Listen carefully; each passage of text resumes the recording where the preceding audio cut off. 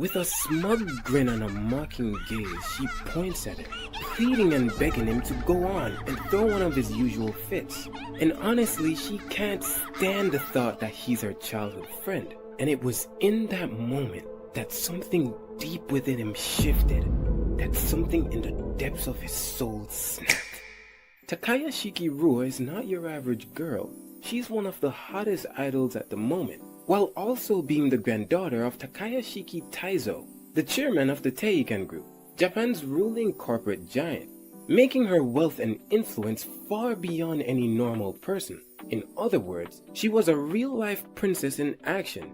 On the other hand, our main protagonist Suzuki Kazuma is just a run-of-the-mill guy. He's gloomy and plain with no friends to his name, but most importantly, bro is maidenless. He's who we'd call a loner, sitting at the very bottom of the social food chain. His only defining trait and achievement in life is being able to call himself the childhood friend of Rua. Believe it or not, he spent his whole life as Rua's shadow. Like he was Igris or something. But that's never been his desire. He doesn't want to be special like Rua.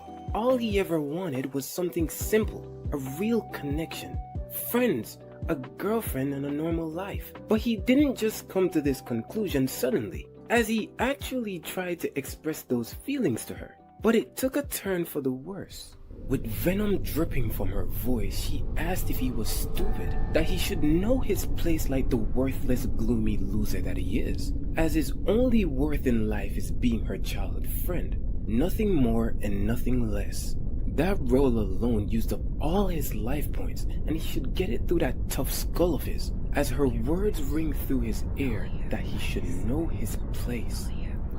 The words that she repeated to him all these years, they weighed on him like a burdening curse, but even then, he couldn't help but long for a normal life. It was then, in the spring of his first year in high school, that he sat by his desk at home, shortly after receiving a text message from Rua herself, requesting that he meets her at the station the next day at 3 p.m. Since Aya and some other friends had planned to go to karaoke, asking if he wanted to go. He figured that this Aya person must have been Hiragi Ayaka, the flashy girl from school who oddly enough he never spoke to. Confused, he wondered why him of all persons, and as if he were answering his thoughts, mentioned something he had said in relations to wanting friends, but most importantly, a girlfriend, further encouraging him that the best way to do that would be to join an elite group like theirs, encouraging him to take the first step. As his eyes glistened at the opportunity, he thought that this would finally be his chance to change, and he desperately wanted to. He dressed up the best he could and even went to the barber to get that sweet fade. It was finally the moment of truth, and right as he pulled the handle of the door, he thought to himself that to become a new him, in order to finally change. The room burst into laughter as they taunt him for actually showing up. How gross it was. They even mocked my boy's fade, mentioning how he smells like he just got out of the hair salon. Plus they're clowning his fresh new jacket. All while Rua laughed the loudest, mockingly asking them to stop as he really did try his best. Yet Aya, her friend, sat quietly unamused. Kazuma stands in silence, not a single word left his mouth, and as he drowns the sounds of all the laughter in the background, he realized that it was all just a setup. Rua stands to her feet and asked him what was wrong, as he just seemed to be standing there awkwardly. She cheers him on, begging him to cry in front of everyone, as she had bet 10,000 yen that he would have. Ignoring her plea, he whispered under his breath, requesting that she answers just one question. If he had done something wrong, desperately desiring to know what exactly he had done to deserve this. And with that devilish smile of hers, she answered that it was obvious, simply because he was her slave, urging him to go on, struggle, to put on a good show for her. And then it happened. She finally admitted the truth, that this whole time she couldn't stand the thought of him being her childhood friend. Kazuma's eyes widened as it felt like something just broke. As if chains were being snapped, he could finally hear the sounds of a bond being shattered. It was the last straw for him, and with those dead and soulless eyes, he looked right through her, mentioning that he felt the same, that they should cut ties, and she couldn't believe what she just heard. Infuriated, she asked him what exactly he thought he was saying. A loser such as himself shouldn't even be talking back to her. But Kazuma was right, as she was the one complaining after all. She continued her onslaught once more that he shouldn't mess with her, as unlike him, she has every right to hate him. But Kazuma's done. He clenches his fist and with a sudden explosion of rage, he slams it through the table. And almost as if it were nothing to him, he turns around facing the door in front of him, finally mentioning that it was settled, and closes the door behind him. Standing in shock, Rua's entourage talk about how lame Kazuma was, and how she shouldn't worry about him. Meanwhile, her friend Aya made an astute observation, asking if bro really broke the table. And as they gathered, they were all met with denial and disbelief that a human could possibly do such a thing. All while Rua stands afar off, shook with rage, unable to grasp how it was a piece of her confidence could be shattered by someone like him.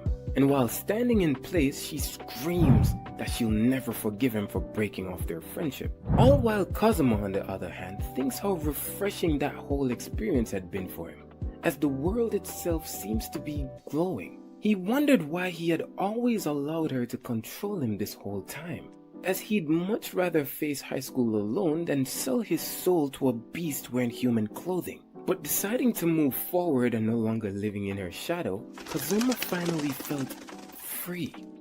That same night, we get our first glimpse of the man pulling the strings behind the mighty Taikai group, Takayashiki Taizo, and with a stern demeanor he stares at the pages before him. But that all changes when Rua calls out to him from afar, and his whole mood lightens up. She goes on to mention how Kazuma has been mean to her today, as he threatened to break off their friendship. But her statement catches the attention of the beauty standing idly in the room. Rua's cousin Takayashiki Kikura turns in disbelief, asking if what she had said was true. Rua confirms her suspicion by reiterating that she couldn't believe it herself, as she never once thought Kazuma would oppose her until now.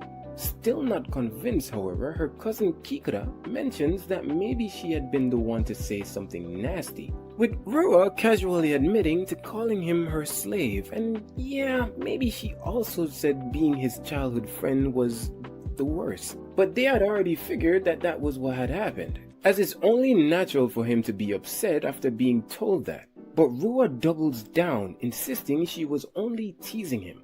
Jealousy bubbles to the surface as she confesses that it's infuriating to her to see Kazuma trying to make friends and looking for a girlfriend, as the whole thought to her is ridiculous. But Kikura mentions that wanting more friends is actually pretty normal, but denying it all, Rua screams at the top of her lungs that it's not. After all, Kazuma always had her. The world's cutest Rua is always by his side, yet just the thought of him wanting to get close to another girl is unbelievable. And because of that, she believes it's only natural that she'd want to tease him about it. As in the whole world, she's the only one who understands him the most. Because get this, she loves him. And that's all Gramps needed to hear to switch sides, as he claims that it's indeed Kazuma's fault. But Kikura seemed to have been the only one convinced Rua was wrong and nudged her to apologize. But she stubbornly rebuts that since her cousin was once Kazuma's mentor, she could figure something out and make things right by having him apologize and confess that he loves her. And while he's at it, to add a kiss as well. Kikura couldn't believe how down bad she was and directed her focus towards her uncle, asking if he had intended for Kazuma to marry Rua, with him confirming that he did, since that's exactly the reason he had her teach him martial arts, as well as the arts of leadership. Plus, Rua had liked him, and a talent such as himself was one of a kind. Gazing towards her fan, Kikura agreed, claiming that she's never seen anyone like him before, as ever since he was in elementary school, his grades have always been straight 3s graded out of 5, purposely scoring a little over average in order to fit in, as all of this was done as part of his training to become Rua's shadow. But if he were to ever stop and choose to aim higher, then not just the whole school or country would be shaken, but rather the whole world. And if our boy wasn't suffering from success already, well, turns out he was always popular with the girls, as she's not even able to count just how many had been transferred out because they liked him.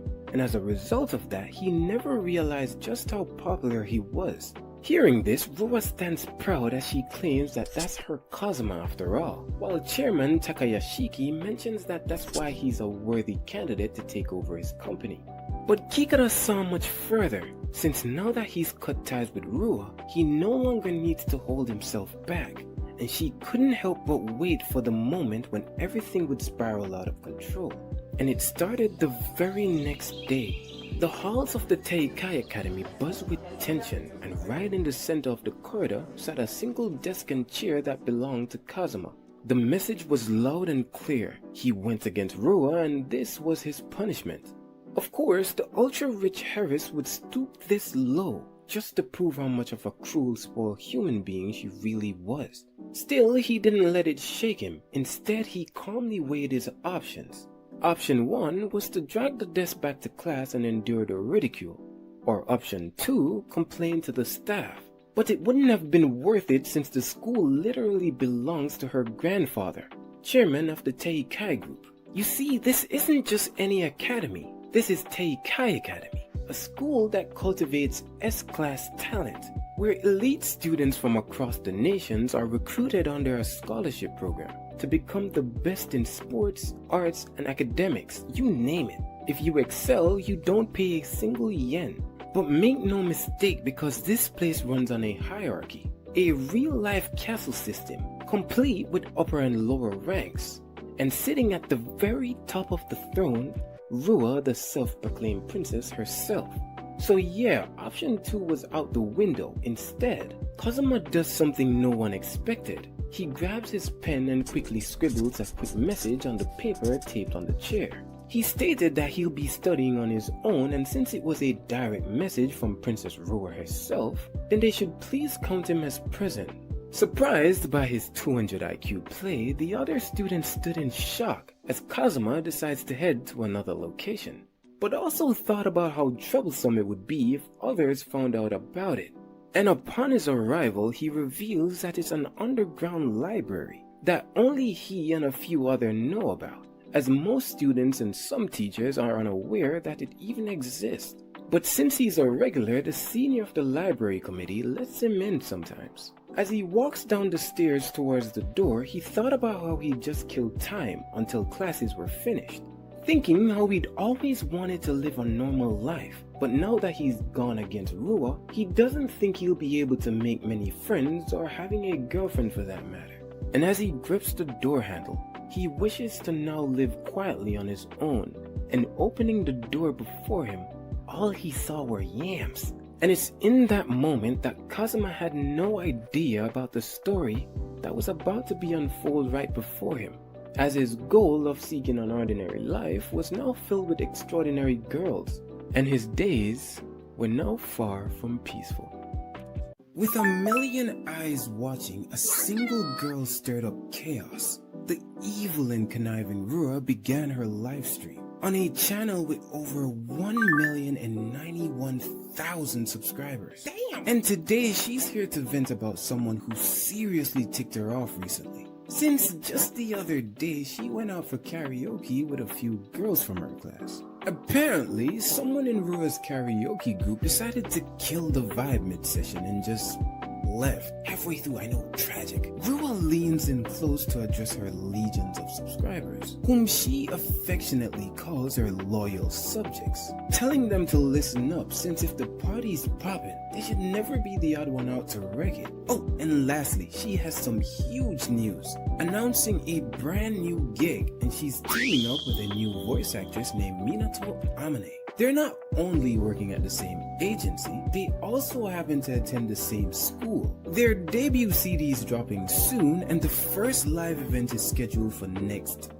Sunday at the Shine Mall. And with that, Rua signs off as thousands flood the comments with admiration and support. But back to the present, Kazuma, now awkwardly standing in front of a door he shouldn't have opened, lowers his gaze and apologizes for intruding earlier. The young lady inside, clearly startled moments ago, bows her head slightly, introducing herself as Amane Minato while also apologizing for raising her voice so much. But our boy, feeling guilty for barging in, admits that he should have not, asking if she too had heard about the secret spot from the head of the library committee. When she had answered yes, he figured he wasn't the only one and decided to wait outside, giving Amane the opportunity to change. A few minutes later, Amane opens the door and gently invites him back in, still apologizing for the wait. But Kazuma can't help but ask the question that's burning on his mind. Why was she changing in there, and why in her gym clothes no less? Amane explains that she was just looking for a quiet spot to rehearse her singing and dancing. And as it turns out, she's a voice actress preparing for a big upcoming event.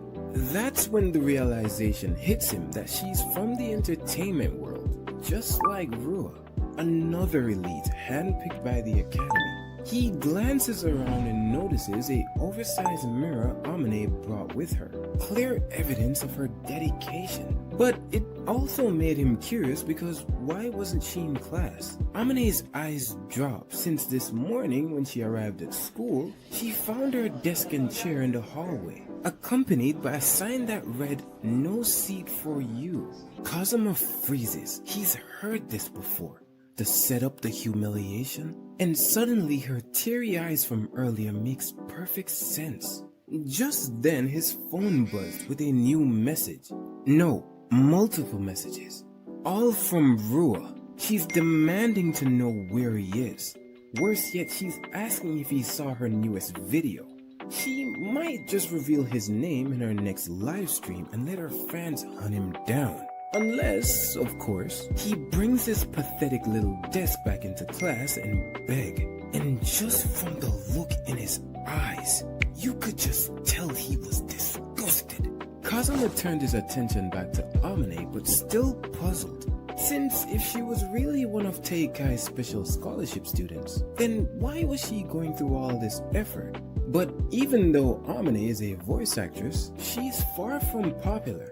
And according to her, she knows exactly why. It's her face and her voice. But you already know my boy couldn't let her talk like that. He had to dig deep in his wrist bag. Mentioning that he isn't able to see her face properly because of all her bangs, but he thinks her voice is pretty cute. And just look at her. Look at her face, bro. He got her out here blushing. But to her, it's absolutely not true. Since there are a ton of other people out there with better voices, and compared to Rua Takayashiki, she's nothing. But even so, someone like her ended up forming a unit with Rua, which might just explain the harassment she's been getting lately. During Rua's live stream yesterday, Amane got hit with a flood of comments, stuff like, if Rua teams up with someone like that, then her reputation's doomed. Harsh words from Rua's fans, but hey, pigs do attract pigs. But it begs the question, why is she even deciding to team up with that pig anyway? And she couldn't believe what she just heard, warning him that he can't just be calling her that. Since if someone heard him bad-mouthing Rua at school, it would be bad news. But since it's just the two of them, bro's allowing his intrusive thoughts to run wild. Amane confesses that it wasn't her decision to make in the first place, but rather the agency. Since she's seen as plain and gloomy, they thought she'd make the perfect supporting role behind Rua's spotlight. Cruel, yeah, but that's just Teikai music for you. They do anything to push Rua, and my god, bro, how many company do these people own? Kazuma doesn't doubt that the whole desk and chair situation was Rua's idea, and even though it was the agency's plan to pair the two, Rua probably can't stand the thought of being paired with someone beneath her. And before he could even complete his thought, she stopped him. She's okay with being her background support since it's a rare chance she's been given. So at the very least, she doesn't want to drag anyone down, but instead give it everything she has. And her words absolutely moved my boy to his core. He asked if that was her reason for coming to the library to practice, and when she had given a resounding yes, he couldn't help but smile to himself, admiring how cool she seemed to him. And with that, he mentions how he'd like to keep her company. Though, to be completely honest, all he really can do is give feedback from the perspective of a complete amateur, and asked if it were okay with her. Before he could even finish, Amane's eyes lit up. She gently took his hand and smiled as from now on, she's counting on him. And for a moment, just seeing her close up like this, Kazuma realized something. This girl is way cuter than that pig Rua could ever hope to be. Time flew by, and before they knew it, it was already lunchtime. And Amane had been practicing non-stop since morning. Kazuma started to worry she might be dehydrated, when suddenly from down the hallway an obnoxious voice yells his name, and right behind him was none other than the witch herself, Rua, as she asked where the hell has he been this whole time. And you could just tell, look at him, bro doesn't want to be here right now. Her verbal barrage kept going as she pressed Kazuma, asking why he was ignoring her. She even noticed that he blocked her on Messenger, but then delusionally thought to herself that maybe he isn't able to look directly at her because of how beautiful she was. But bro walked right past them like my dad walking out my life. And that's when dude grabbed his shoulder, asking what the hell was up with his silent treatment. And all it took was one look for Kazuma to break down this man's whole character profile like he was Batman or something. Because of that, we now know this dude's name is Asano, and he's the baseball club's promising scholarship student. As well as how bro must be some bum to be hanging around Rua instead of practicing. Hell, he should take a page out Amane's book. But looking at him too long had bro's blood boiling, especially since he wasn't saying anything. And so he pulled back his fist, ready to swing, and god damn! I didn't know bro had ultra instinct. He had Asano wondering if he was punching air, but Kazuma was finna lay it on him thick. He was staring death itself in the eyes, but he was too baffled because when did he get behind him? And now he's looking like a clown because he missed. They wondering if he weak or something. And hell, Kazuma wanted to have some fun too, asking bro if he's out of shape or something. And just as he was about to try again, Rua stopped him right in his tracks, since the only one allowed to seriously mess with Kazuma is her, and they only get a chance to if she gives them permission. Otherwise, no one should be laying a finger on him, and he should know his place. And just like that, the whole corridor went silent. Kazuma finally looked at her for the first time in their entire exchange, and you could just tell she's been waiting on this all day. But instead of reacting how she hoped, he called her out, asking if she really thought she did something cool just now, but instead decided to set things straight himself by declaring that absolutely no one was allowed to mess with him. Since he doesn't care who they are, he just wants them to leave him alone. Rua fell to her knees, eyes shimmering, heart pounding. She was gone. That line, that confidence, it hit her like a cupid with a bazooka. To her, Kazuma had never looked cooler. A whole week has passed and best girl Amane seems to be hard at work. But mid-practice, she spun too fast and nearly collapsed. That's when Kazuma swooped in, catching her just before she hit the floor. She apologizes since she keeps falling each time, but he reassures her not to worry about it, since he wouldn't want her getting hurt before the real thing. Starstruck, Amane couldn't help but think how amazing Kazuma was. He could be all the way across the room, but as soon as she trips, he's right there to catch her, but bro's just trying to play it off like he's not real life Bruce Wayne. But to her, it's not true, because ever since that day, he's been watching over her and encouraging her, not realizing how much it had helped her. And once again, she just wanted to thank him. And you could just tell from his expression, no one's ever said something like that to him before. But yet again, he tries to deny it. And almost as if nothing had happened, he turned his focus to her performance. Since wouldn't it be best to just walk back to center stage instead of doing a spin? As she always seems to lose her balance when she does. But to her, it just wouldn't look the best that way. So instead, Kazuma recommends jumping back in one move. Since if she used the strength in her knees, then she'll of course be able to casually flip in the freaking air. Like, is bro using backflips to get the huzz now? Like, what are you doing talking about C like this, bro? You better sit down. And of course, something like this is impossible for her, but most importantly, what the heck was that? And she's right, normal people can't do that. Also, bro's grades must be off the charts, but nah. Because ever since he was in elementary school, he's only scored above average. But changing the topic once more, Kazuma thought about how her posture seemed a bit off. But no matter how hard she tries, she's never been able to fix her slouch. And as usual, bro's putting that brain of his to good use, mentioning that maybe she should take advantage of that slouch of hers, mimicking something cute like a purring cat. And she just went along with it, giving him all the right poses and angles, and he can hardly handle all that cuteness. And it seems that somehow, it's finally clicking for her. Kazuma recommends having her designer make cat ears and tail to go along with her outfit, and she was fully on board until she wasn't, as she wouldn't be able to use it for her performance with Rua, since it just wouldn't match well, along with the fact that she's supposed to be a background support. Kazuma took a moment before asking if that was really okay with her. But since her singing and dancing isn't necessarily her specialty, she'd actually prefer he watch her practice acting instead. After all, she is a voice actor. She desires to perform as an anime character, and that's why she's giving it her all now, hoping that it'll lead to other opportunities one day. And Kazuma couldn't help but think how positive she was, especially when she speaks about voice acting. She seems so full of life.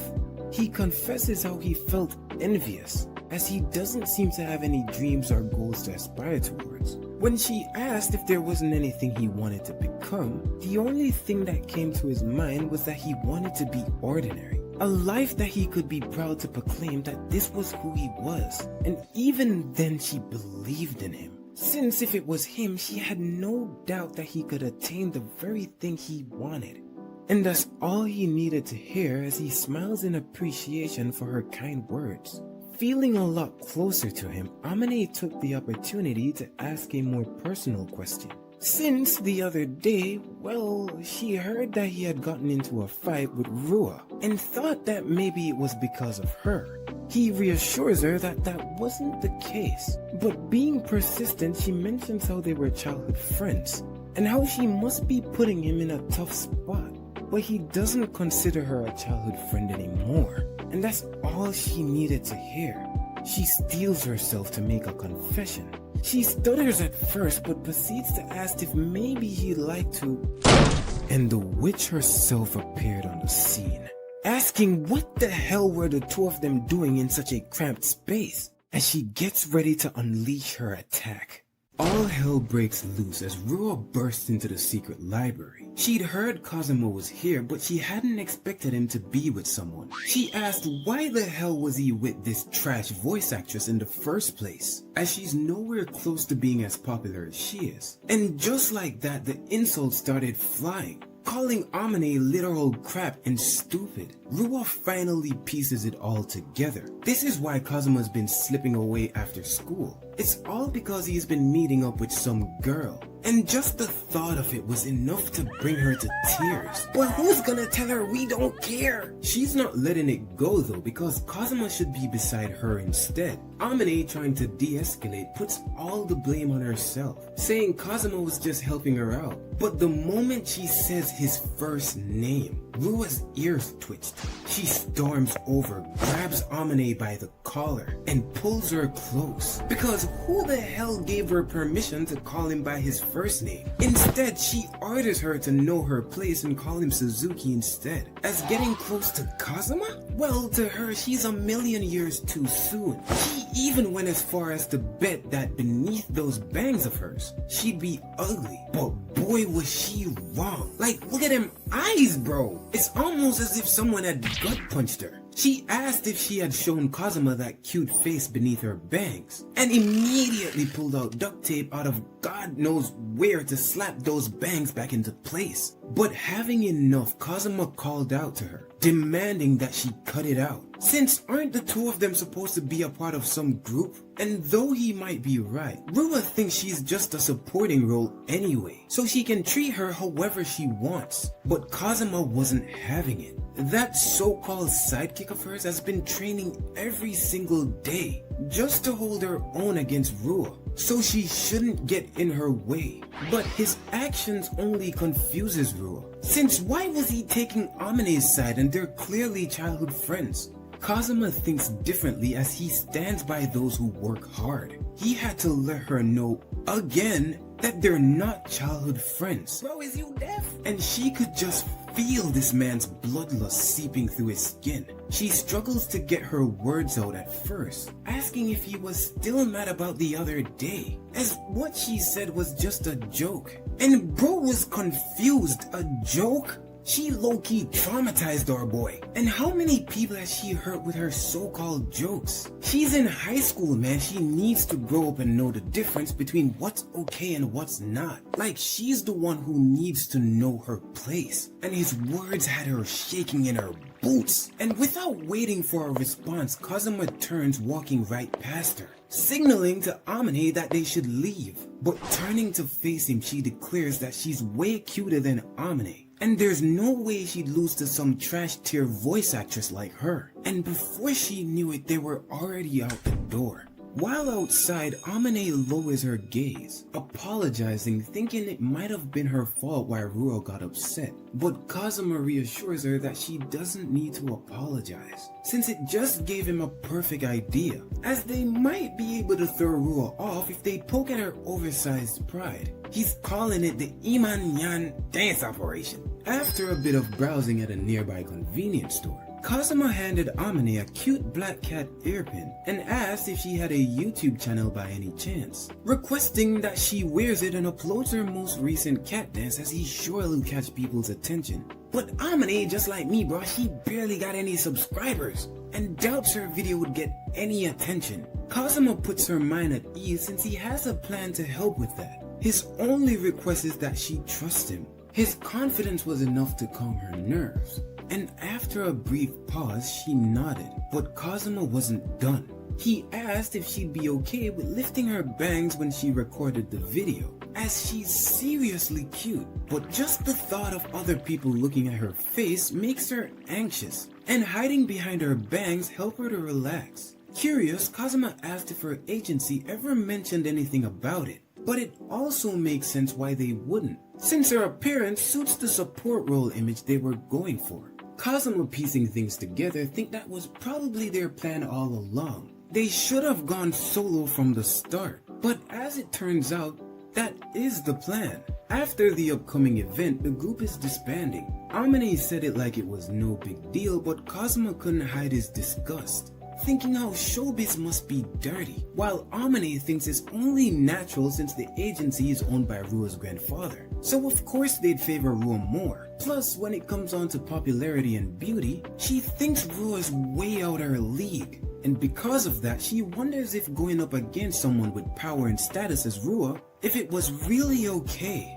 Hearing that, Kazuma finally understood. Her lack of confidence wasn't some character flaw. It was because of her environment, nurtured by an industry that hammers down anyone that stands out too much.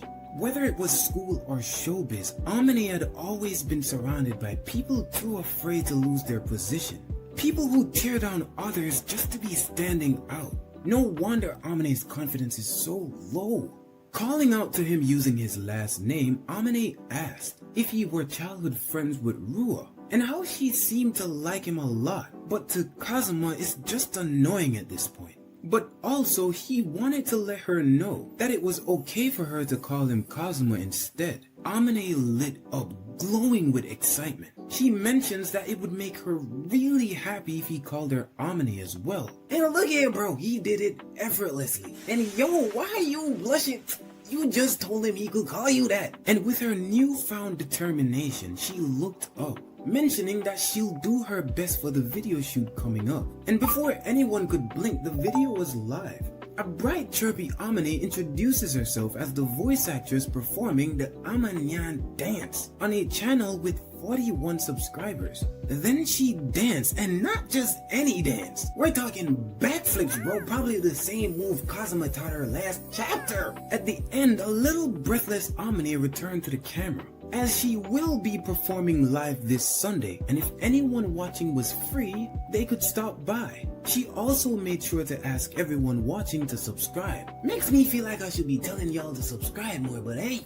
Watching from his phone, Kazuma couldn't help but think how cute her whole performance was. Yet he did notice she got a few hate comments from Rua's fans, but among them were some real viewers. He decided to check Rua's channel in the moment, not because he was into her, but solely for gathering information. And this girl is crashing out, calling every name known to man except for Kazuma's real name, which makes her threat last chapter about having her fans hunt him down just a bluff. But since then, she's actually been able to grow to 1.1 million subscribers, but continues to lose her mind over Kazuma not noticing how amazing she is. But with that, she brings her crash out session to a close, revealing that fake, warm and bubbly character that she displays online, claiming that what we just saw was emotional expression acting, as she was just channeling some of her recent frustration, thinking that maybe she too should get into acting. And with that, she signs off, leaving Kazuma to wonder what the hell did he just watch? But even then, he's more determined than ever, since if that's how she wants to play, then he'll crush her without holding back. Unfortunately for them, Rua's video racked up over 20,000 views in just 3 hours, while Amane on the other hand is only sitting at around 52 views in 2 hours. Still, the cuteness from Amane's video was really good in his opinion, which means all that's left is for people to see it, and Kazuma knew exactly how he was about to help her out. You see, before you lies the introvert Kazuma Suzuki, and though he's still gloomy and plain with no friends to his name, online it's a little bit different. Since in a certain mobile game that he plays, he's actually the vice leader of a pretty big clan. And all it took were a few days for Amane's video to hit over 500,000 views. She's surprised since it's only been 3 days, wondering what exactly did Kazuma do during that time. But for him, he claims he only helped spread the word around a little. But most importantly, if the video wasn't great, then it just wouldn't have gone viral. So it's really all thanks to Amane's hard work and talent that got her here. And just hearing that made her really happy. She even mentioned running into someone just then that told her that they were coming to her event. But Amane isn't the only one who's been promoting, since Rua has posters all over the place. But to Kazuma, all that's left is for Rua to take the bait. And boy did she latch onto his hook, because he reeled her right in. And of course, bro isn't at all surprised. Amane on the other hand seemed shocked that Rua's wearing cat ears. But getting straight to the point, Rua mentions that she saw their little video, but she's convinced that Amane has no chance of beating her, since this Sunday will be the cat ear showdown, letting everyone know exactly who's the cutest and most popular one around. But Kazuma already knew she'd go there. It was his plan last chapter after all, but he sees right through her. Just from the twitch at the corner of her lips, he knew she wasn't confident. And with everything in place, it was now time for Kazuma to unleash his attack. On the day of the event, Kazuma had made it early to show his support to Amane, but wondered why she was standing by another door when her dressing room was the other way. But apparently, Rua had instructed her manager to remove Amane, since she didn't want to breathe the same air as a nobody. So instead, she decided to camp out in a nearby storage room. But being optimistic, Kazuma thought that maybe this might be a good thing, since now they wouldn't be disturbed. He mentions that it would be showtime soon and encouraged her. He knows she's got this. He's been watching over her this entire time, and he knows she's improved a lot. Not quite convinced though, Amane asked why he was willing to go so far for someone like her, since she's been wondering about it this whole time. But it seemed to be a lot simpler for Kazuma. He feels as if their school is suffocating, always favoring their scholarship students. He knows it happens everywhere, but the way the lower class students are treated is way too obvious. But if someone like Amane, who isn't a scholarship student, could shine, he really thinks it could open up a hole in the wall their school has built. But to be honest, it isn't his main reason, because ever since he saw how hard Amane was trying, he desperately wanted to cheer her on. And digging into his bag, he remembered that he wanted to give her a custom-made cat ear. He wanted to find something that would suit her and thought that maybe it would be best to just make it. Taking it in hand, she thanked him again, mentioning that it made her really happy, reassuring him that she'll do her best. But that's not exactly how it's supposed to be worn. And while placing his hand on her face, he moved her bangs to the side, while letting her know that this is how she should wear it. Smiling as he figured that it would look great on her, Amane's whole face turned red, unable to get a proper word out. But Kazuma remembers a time recently when he got invited out for karaoke and decided to go to the salon for a sweet fade. How he felt like a completely different person. That's how it normally goes in novels, but not for him, since they all just pointed and laughed. But she's different. Amane Minato is someone who can shine. She has big dreams and she's worked so hard, but was interrupted by someone knocking on the door, since she's up next. And so reaching out his hand, Kazuma urges her to go and steal every single last one of Rua's fans, and grabbing onto it, she rushes towards the door, prepared to make the performance of a lifetime. The event begins, and Rua steps forward to thank everyone for coming. Standing before the excited crowd is everyone's favorite idol, the princess herself. The audience buzzes with excitement, especially when they see Rua looking extra adorable with cat ears perched on her head. Today, she's here to debut her new unit, Princess Royale and the Happy Servant. But speaking of her happy servant, Rua realizes she's forgotten to introduce her partner, the one who'll actually be singing beside her today, Minato Amane. With a bright smile, Amane introduces herself and kindly asks the audience to support their new unit. Rua's eyes widen when she catches the murmurs rippling through the crowd. How cute they think Amane looks. She can't quite wrap her head around it. After all she did was push her bangs up a little. But none of that really matters, since when it comes on to singing and dancing, Rua believes she's clearly the superior idol. And if that's the case, it's time to get the show started with their first song, Cute Dreamers. As the music starts and the voices fill the arena, the whispers return. But this time, they're all about Amane.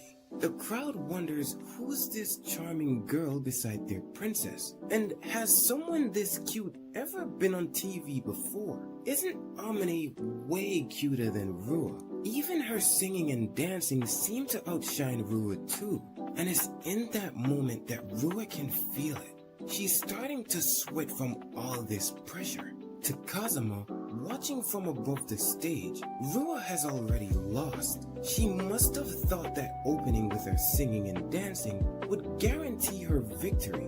But while Rua was busy playing the idol, Amane was practicing day and night, refining her performance until she shone with a dazzling charm. By the time the curtain rose, the battle was already over. Blinded by jealousy of the lower class girl who'd gone viral with her cat ears, Rua foolishly stepped into Amane's world, playing by her rules, just like Kazuma had done once before. And now, Rua was about to feel the same crushing embarrassment he'd felt back then. Kazuma notices something unusual. men in black suits weaving through the audience towards the back of the stage. He slips away, cutting through the section marked no entry. Determined to see what's going on, we cut to one of the suited men frustrated that he hasn't been able to reach any of his teammates. He's running out of time, especially since the song is almost over. He decides he'll have to drag Amane off the stage himself, but Kazuma isn't about to let that slide, asking who exactly did this guy think he was about to manhandle.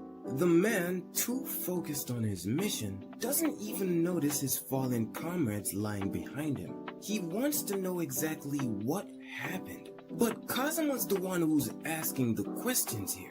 He quickly noticed that this man is a part of the Takayashiki's family's security, and if Amane didn't deliver as a supporting act, they'd been ordered to remove her immediately. Once Kazuma confirms this, he moves in an instant, too fast for the man's eye to follow, and with a single precise strike, the man crumbles to the floor, and it seems that their security has gotten sloppy lately. Wasting no time, he slips back towards the arena, relieved that at least for now, everything seems to have worked out. To Kazuma, this was Amane's big moment, the one she'd fought so hard for, and he absolutely refused to let anyone ruin it. But then it struck him that even if they did manage to drag her off stage, it wouldn't have mattered. Everyone here had already been moved by her voice. Amane was finally shining, and no one could stop her. Taking a deep breath, Kazuma cupped his hands and shouted that she could do it. The sound of his voice filled Amane with a burst of fresh confidence, but on the other hand, it completely threw Rua off. She took one wrong step and almost broke her goddamn ankles, and before she knew it, she crashed, hitting the stage face first. And just like that, the event people would soon call the fall of the idol Rua ended in Amane's victory. By the next day, every major entertainment outlet was reporting on Rua's spectacular performance, carefully skipping over both her fall and Amane's stunning debut. But that was typical of Teikai music, dirty tricks and damage control as usual. Still, in the age of social media, there was no stopping the truth. Rua's fall was going viral everywhere, and Amane's name was on everyone's lips. Amane was showered with praise from every direction, and for Kazuma, that was enough for him. Amane was finally getting the attention she deserved, which meant it would take a lot more effort for him to stay by her side. He knew for a fact that Rua was furious. The official news ignored her fall, but the clips and memes all over the internet didn't. Meanwhile, no one could ignore Amane anymore. At this rate, her star would only rise higher. And when it did, Kazuma knew his very existence would be an obstacle for Rua, the so-called ruler of the school. So for now, he decided he'd fade into the background, quietly watching Amane's success from afar. But just as he turned to leave, Amane's voice cut through the chatter. She weaved through the crowd until she finally caught up to him. She bows, greeting him good morning, but she wasn't done yet, because right after catching her breath, she asked if after school he'd help her with practicing again. Kazuma was confused since the event was already over, but Amane explained that she'd gotten a call for a new audition for a new anime. Another agency had reached out to her directly, and she thought about leaving Rua's agency to chase after her dream of becoming a voice actress. And this time, she wanted to practice with Kazuma by her side. Just as he opened his mouth to respond, Amane pressed a finger to his lips. She didn't want him to call her Amane anymore. From now on, she said softly, only he was allowed to call her Amenyan. The crowded hallway was filled with whispers, but before anyone else could react, Rua had broken her silence. Since how dare she do that to her mans? Kazuma noticed that ever since she'd pushed her bangs up, Amane really had changed. And maybe she was right. Maybe it was his fault.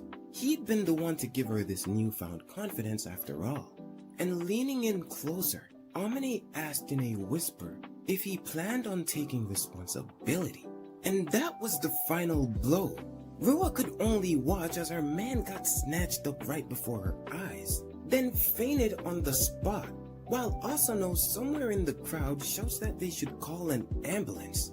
After Amane's event concluded and June had arrived, she quickly rose to celebrity status, and sure enough, she was really busy every single day, having to balance both her new job and school. Even that small incident at the school entrance was enough to get people talking about her. As for Kazuma, well, he's the mysterious loner, who's somehow always surrounded by both Rua and Amane. At least, that's how everyone else sees him. But to him, that's fine, since he's finally living out his peaceful days. When suddenly, a few classmates' laughter nearby had caught his attention, as Asano tries to shoot his shot at Aya, claiming that if he could only date her, then he'd be ready to risk it all. But she's not buying it, since he's probably just saying that because he got rejected by Rua. And wasn't he saying a few months ago just how much he was in love with Amane?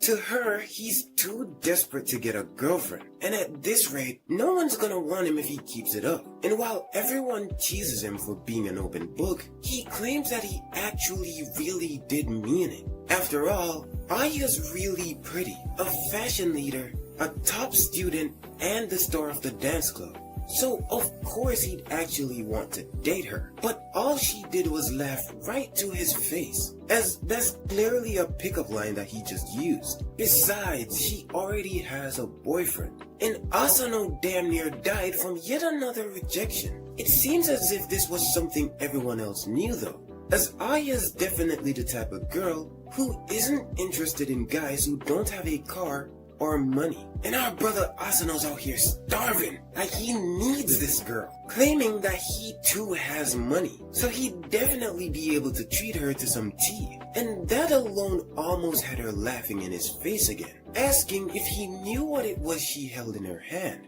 It was a new purse that had just been released this month, and her boyfriend had bought it for her without even asking for the price. So, if Asano had any plans to take his place, then he'd need to be able to at least buy tea 1,000 times. And that's when he noticed she was way out his budget, and finally decided to let it go, as she's all about her money and, well, looks too, of course. All while Kazuma sits across from them. They're known as the elite group, made up of top-performing students, but Aya was specifically known for her beauty and fame, and she clearly has no problem shouting at the top of her lungs too. But Kazuma couldn't help but notice that Aya just happened to be sitting on a desk that had belonged to someone else, and while taking a closer look, he noticed the young woman holding a book he had recently returned to the hidden library, and figured she must have borrowed it. Just that thought alone was able to make him really happy, as he's glad that it didn't stay there buried in dust forever.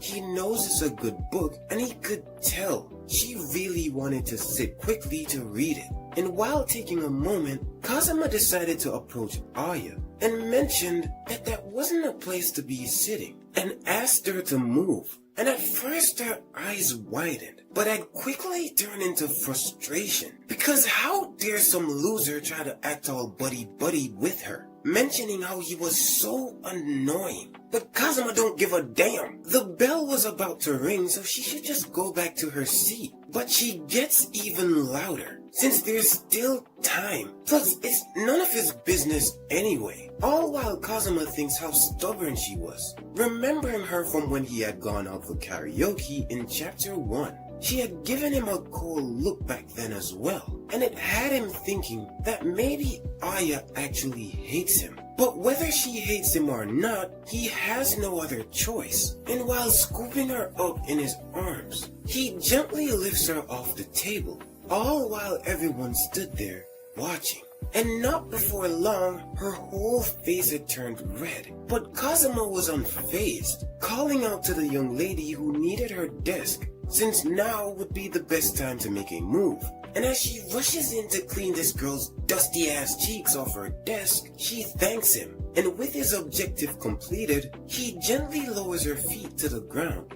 She stood there with her head tilted down, silent, until suddenly she snapped. A flurry of embarrassment and frustration flared across her face as she warns him not to mess with her, while also curiously wondering what was he trying to accomplish just now, and decided to lay it on him, because how dare he do something like that to her. But right as she was about to continue, Rua had stepped into the room, cheerful and wishing everyone a good morning, and in an instant, the place had gone silent, as if the one in charge had finally showed up. And while she approached Aya from behind, she whispers in her ear, asking what had happened, and if by any chance Kazuma had done something to her. And not wanting to mess with the psychotic woman who would clearly do anything for her mans, Aya quietly mentions that it was nothing. But Kazuma had to speak up, because how many times did he have to tell her that he doesn't belong to her, but rather that they're just strangers now? Shocked, Rua tilts her head down, asking why. Why does he keep saying such cruel things to her?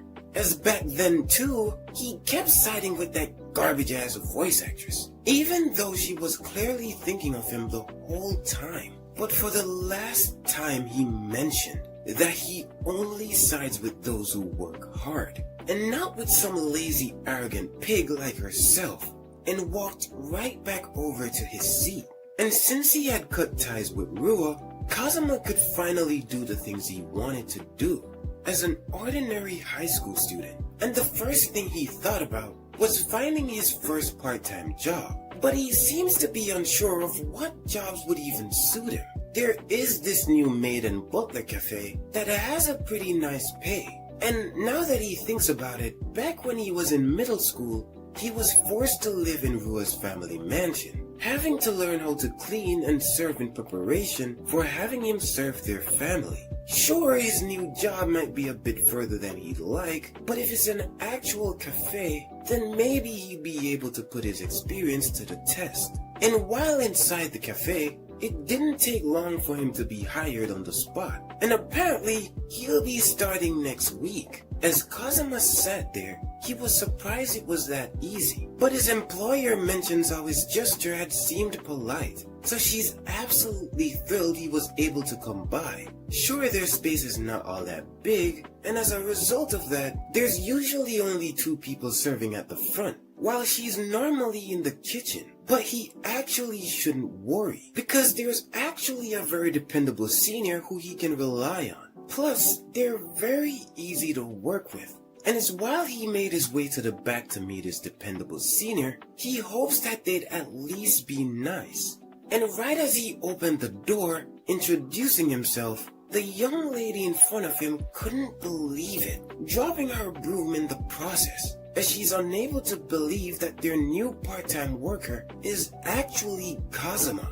All while someplace else, Rua thinks back to what Kazuma had said, and while pasting images of them on the wall, she mentions that she finally understands it now, that he's been testing her love this whole time, as from here on out, she'll do her best. Her furious eyes darted in his direction as she calls out to him. She warns him not to tell anyone that she's doing this kind of job, wondering why of all people it had to be Kazuma. After all, she'll never acknowledge him as her junior. But while Kazuma averts his gaze and looks elsewhere, she calls out to him yet again, wanting to know if her secret would be safe with him. But desperate, she asked why he was so quiet, and when she couldn't take it anymore, she shouted that she knew working hard while dressed as a maid was a bit weird, and if he wanted to, he could just laugh already. But confused, Kazuma asked why, since there's nothing funny about a person working hard. And while she blushed uncontrollably, she exclaims that someone like her didn't actually do much,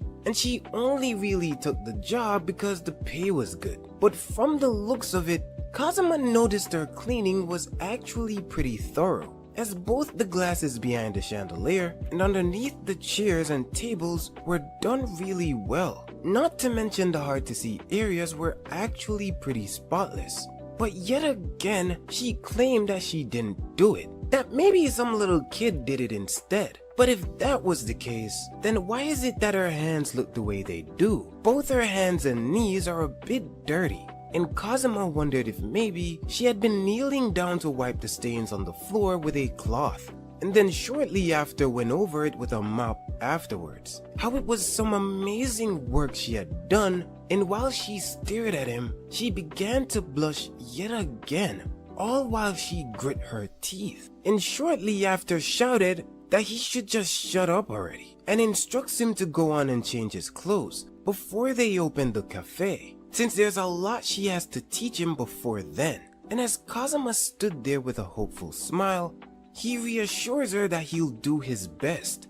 It wasn't long after that the cafe was now open, and as Aya made her rounds, she began taking orders for meals, and shortly after approached the family apologizing, as it seems they were a bit packed for the day, and recommends that they take a look at the menu while she tries to sort out their seating arrangements, and hands them back their change with a warm and welcoming smile. Surprisingly, Aya's completely different from how she is at school. It also doesn't look as though she's putting up an act, but it looks as though she's actually happier here than she would be at school. But that's enough of assessing Aya, since Kazuma also needs to make sure he doesn't get in her way at all today.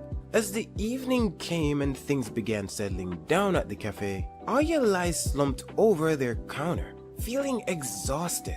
Curious, Kazuma asked if there were always this many customers during lunchtime, and apparently that seems to be the case, but it always calms down during the evenings and onward. And it's then that he wanted to ask if she was actually a part of the dance club, and how rough it must be for her to juggle work and school. But springing up from the counter, she confesses with a smile that she wouldn't mess up, since she's a genius after all. But now it was her turn to ask a question. She wondered if maybe this was his first part-time job, although she wasn't able to tell because of how quickly he was moving. But all Kazuma really cares about is not getting in her way, but she insists that he hadn't at all. But in fact, she should actually be thanking him. But then quickly came to her senses and decided to put everything on hold, since she had been getting close with her enemy. But Kazuma doesn't even know why they're beefing, and it's simply because he cut ties with Rua, so it should have been obvious. And although that might be true,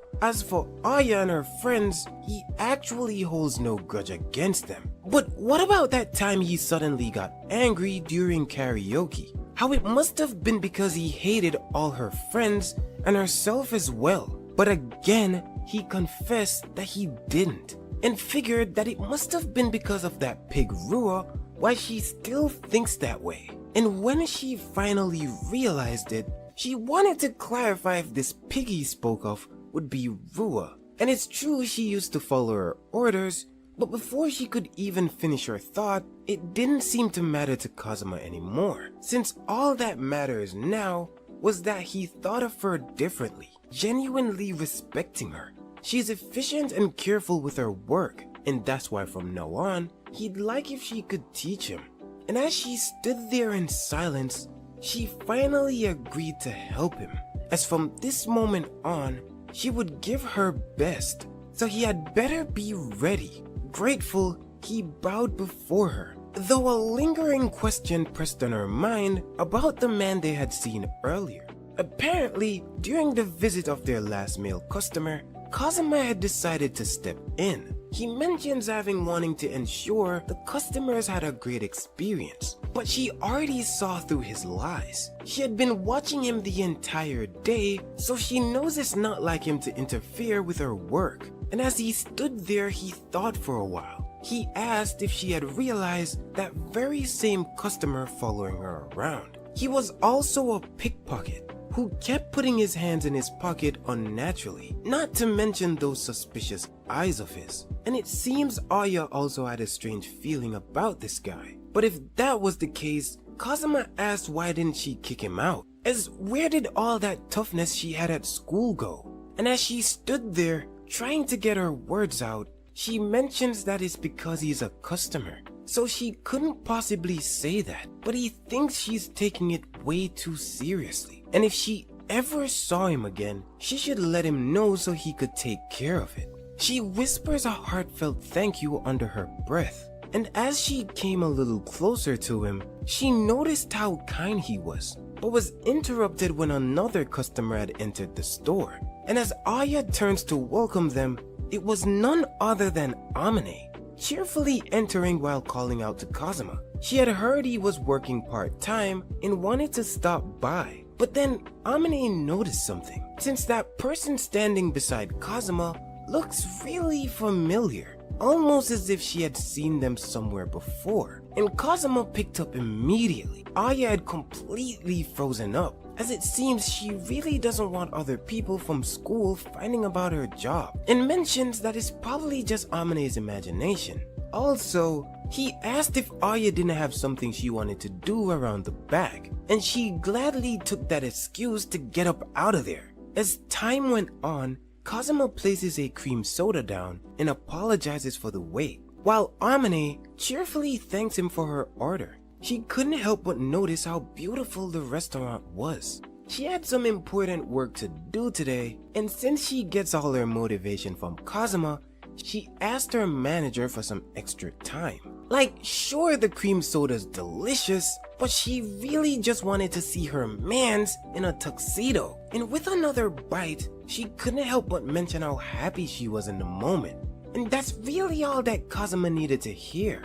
It seems as if her voice acting work had been going well, and apparently the 3 main voice actors had also been decided. But speaking of which, Amane asked if Rua had stopped by the cafe yet, but Kazuma actually hasn't told anyone about his new job. But still, it all just feels suspicious. Rua had been silent for about 2 weeks now, and it's definitely rare for such a famous person as herself to go on such a long break. Maybe she's actually plotting something, and Amane finds it all strange. Regardless, she warns Kazuma to please be careful, and shortly after noticed how late it had gotten. And as she stood to her feet, she ran over to Kazuma, leaping into his arms, hugging him tightly. And as he called out to her, she mentions being fully recharged and filled with energy, and made her way over towards the exit, thanking him for the meal. And it seems Amane had truly been shining brightly, breaking free of guilt and her old workplace. And it all just reminds her of that day he was able to take himself back. But just like Amane said, if Rua were to try something again, and if anything were to happen, he'd be ready. But hiding somewhere around the back while peeking in, Aya can't help but wonder what's going on. She asked herself what kind of relationship they could have, and that Minato Amane girl from her school, well, she's supposed to be a voice actress. Come to think of it, Aya does remember hearing some rumors that she was close friends with Kazuma, but she just hadn't believed it. But not only that, but they do really look good together, and she's sure Kazuma just doesn't think about her. As she sat there sad and alone on the floor, it seems like Kazuma really is a good guy after all. But now streaming on YouTube, Rua welcomes everyone for joining. Apparently, a close friend of hers told her recently that the most important thing is to try your best. She wanted to think about it seriously, so she reflected on it a lot, and then asked herself what she could possibly do to help the people around her. And that's when she realized she should be using her strength to speak up for others. So she told her grandfather about this great idea of hers, and he decided to lend a hand. And since her grandpa is now on board, starting tomorrow, she'll be going on a 2-week trip with him. But not only that, but she'll also be trying her best to be a good granddaughter, and decided that they should all work really hard together, and says her goodbyes by logging off for the day. It's been exactly a week since Kazuma started his part-time job, and god damn, bro is ripped. And while he's still changing, the door opened behind him, revealing Hiragi, who instantly turned red and began to scream, asking him why he chose to change here in the first place. But there's nothing else bro could do. There's only one changing room after all, but he's pretty much done changing anyway, so he really doesn't mind if she comes in. And it's while the two get settled that she randomly asked if he was okay. And well, it's just that his back is covered in scars. But Kazuma reassures her that sure it was bad before, but it's fine now. But actually, what she really meant to ask was in relation to his muscles, because bro again is jacked. And she straight up started glazing him, complimenting bro since when he wears his uniform, his physique really stands out. And she wants to know all the details, like if he's in a club and his workout routine. Or actually, maybe it's just because he's a guy. And as Kazuma stood there in silence for a moment, he mentioned that it's been a while, but he used to train a bit back in the day, but wanted to ask her if she was into half-naked bodies. And of course she is. She ain't never gonna admit it though, but hey, she exclaims that she's already seen stuff like that plenty of times. Not to mention her so-called boyfriend, who she's seen shirtless all the time. And that's when Kazuma remembered that he's speaking to someone with experience, since Hiragi is a so-called adult who knows about love and stuff after all. And as long as he remembered that, then it would be fine with her. And as he made the final touches to his uniform, he bowed before her, as once again, he'll be counting on her guidance again today. And that's all she needed to hear, as from now on, he should just follow her lead. But she wasn't able to hold her composure for much longer, as shortly after, they shared a laugh together. But now it was game time, and they were fully locked in at work, with Kazuma thanking a few customers for their patronage. It seems like it's nearly the end of rush hour, and everything's going smoothly. Though, Kazuma's a little worried since their manager had caught a cold and had to go home. But regardless, he thought it might be time to go wash up the mountain of dishes that were piling up, when he had suddenly overheard a conversation between Hiragi and a few customers, with one of them mentioning that he'd like to order more food along with her as a side dish. He wants them to go for a ride so he can take her to the beach or something. And it seems this guy might be the typical annoying flirt. But since Hiragi's experienced in love, Kazuma's quite confident she'll be able to deal with it just fine. But Hiragi, on the other hand, is crumbling under the pressure, as she nervously shouts that she doesn't know how to respond. But these guys are having the best time of their life, and this all just leaves Kazuma confused. Why is she even reacting this way? Wondering if maybe it's because they're customers. But as that said customer reached out his hand towards her, he mentioned wanting to take a peek, and placed his hand on the hem of her uniform, since maybe the reason she's wearing such a short skirt was because she wanted to show it off.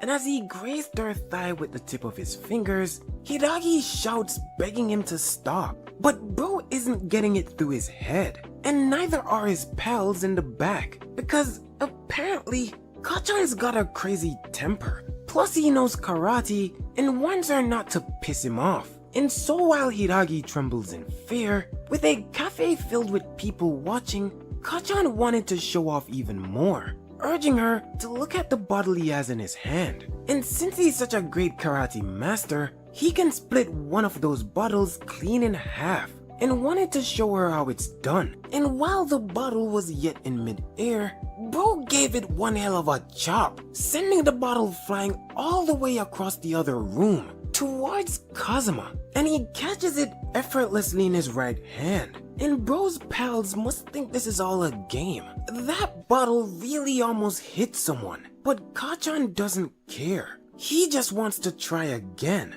And so while directing his attention to Kazuma, he demands that he brings the bottle back over to him. And with eyes as cold as winter, he walks over towards him and places the bottle on the table. And as Hiragi calls out to him, Kachan wonders what he's doing. But bro's locked in, and while straightening his hand, he effortlessly slashed the bottle in half, sending the top half flying like he was shooting from the three-pointer line. The top half then hit the corner of the wall and bounced right into the trash. They had bro out here looking like Steph Curry, and the whole cafe had exploded from the excitement, thinking how amazing and cool Kazuma was. And as Kachan and his crew watched in disbelief, Kachan's blood slowly began to boil, with him deciding to grab onto Kazuma's collar, since there's nothing for him to be proud of. After all, the bottle just shattered, that's all. But Kazuma actually agreed, since that was nothing special at all. But he was finna show him something special in a bit, as he clenched his fist and deadass jammed bro in his throat. Pause. And as Kachan's eyes rolled to the back of his head, he fell straight to the floor, gasping for air. All while Kazuma makes a public service announcement, warning their customers to please refrain from disturbing the cafe. But it looks like he might have overdone it just a little bit. But if Kachan knew how to realign his broken vocal cords, he might be able to recover in a few days. But he reassures him that he'll personally pay for his medical bills from his own salary. And while kneeling down to Kachan's level, he wanted to let him know to never come near Hiragi again, and asked if he made himself clear.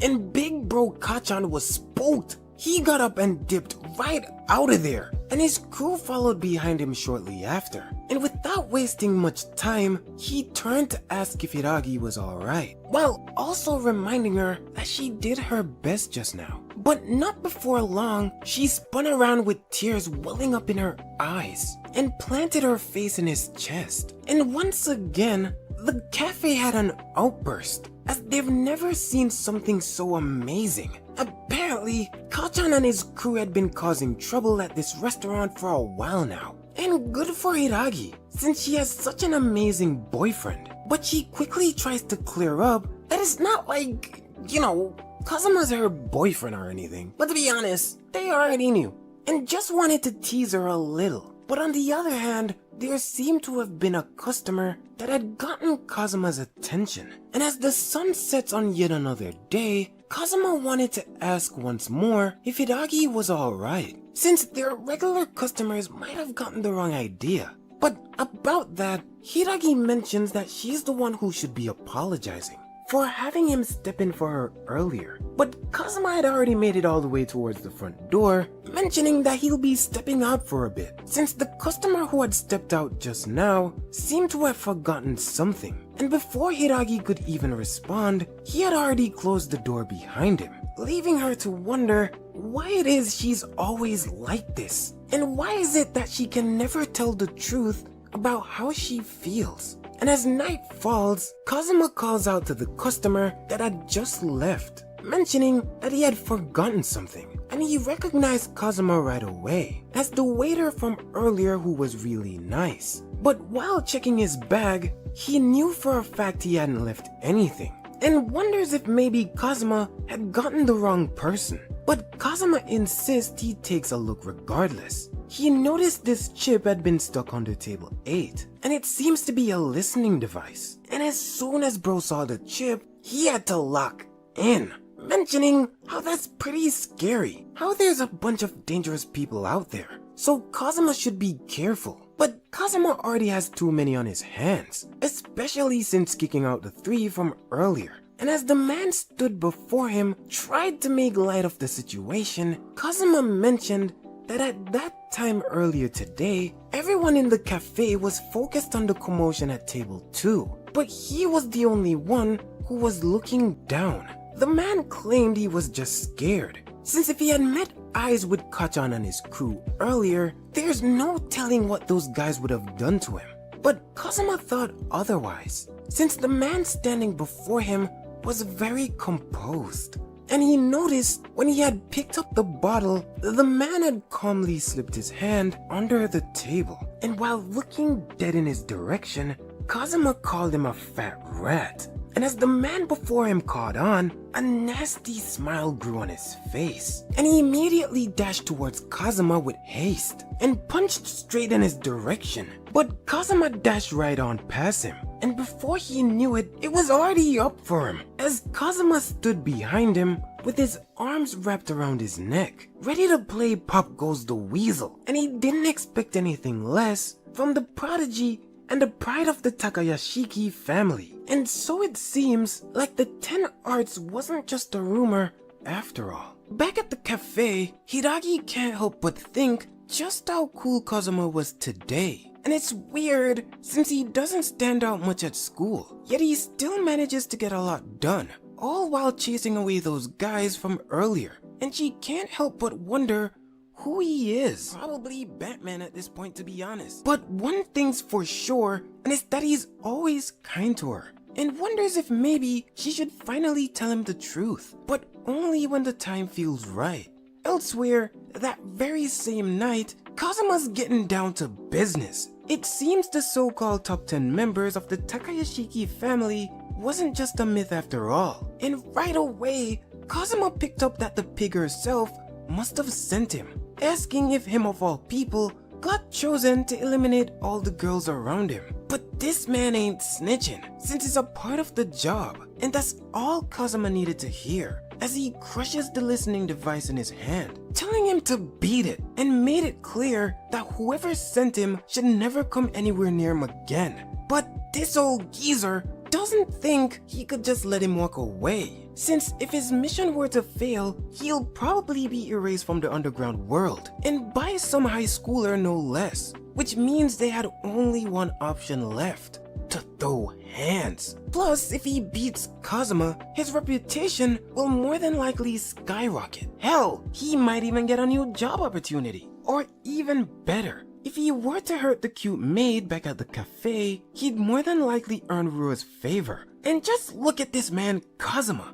He's finna kill him! He dashes towards Kazuma, ready to swing his knife, but he effortlessly blocks it, swept his feet, and watched him fall as he landed on his head top. God damn. It's while he placed his knee in this man's throat that he mentions that this time he'll let him go, and warned him to leave the Takayashiki family, just like he did. It's when Kazuma had made it back to the cafe, he took his time to gather all the listening devices, and even he was surprised how many that guy was able to install. Regardless, he drops them all to the floor, crushing them with his feet, and luckily for him, he was able to find them all before Hiragi noticed. And speaking of Hiragi, she called out to him from behind, letting him know that the kitchen was all clean now. She asked if maybe he was done, and even though he wasn't, she couldn't help but notice how sparkling clean the whole place was. But deciding to shoot her shot, she asked if maybe they could have some tea together.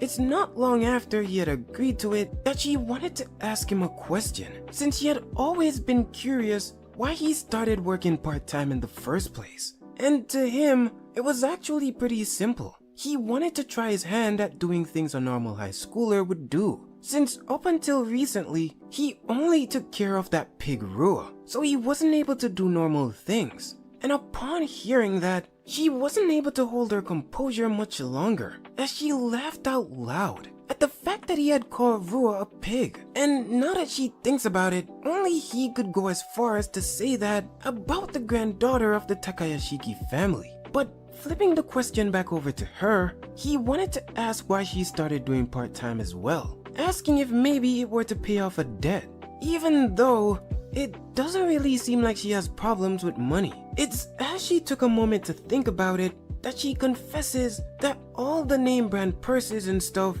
they were all fake, confessing that she probably got it off Temu or Etsy or something, that even a middle school allowance could buy all the things she had been flaunting. You see, the truth is, she's deadass broke as hell, and since her dad is no longer around, her family situation has gotten pretty bad, to the point she had to start working part-time just to help out with the living expenses. And even though she tends to show off, she found it hard to bring herself to say it, that she was just a normal girl. All that talk about having a boyfriend in university was a lie. Not to mention all the times she talked about being experienced was also a lie as well. Everything was just a lie. It made Kazuma ask her why she was telling him all of this, and it seems she doesn't even know why herself. but knows she wants him to listen to how she really feels. Since when she lies to him, it hurts her a lot. But also, she wanted to apologize for back then, when she had went to karaoke at that time. Kazuma can confess that she was the only one there who wasn't laughing, and figured she might have had a reason why. And it's all because she saw herself in him. Before, she used to call him Rua's shadow, but the real servant was her, sucking up to Rua this whole time, just so that she'd be able to be among the upper class. So back then when he tried to dress up and fit in with everyone, she couldn't bring herself to laugh at him because he was just like her. She then apologized for always being cold towards him, as what he sees before him is who she really is, and she hates it. It's in that moment that Kazuma finally understood what she was saying. But still, the things he had seen about her really made him respect her more. And it had caught her off guard for a while, as she asked him what he was even talking about,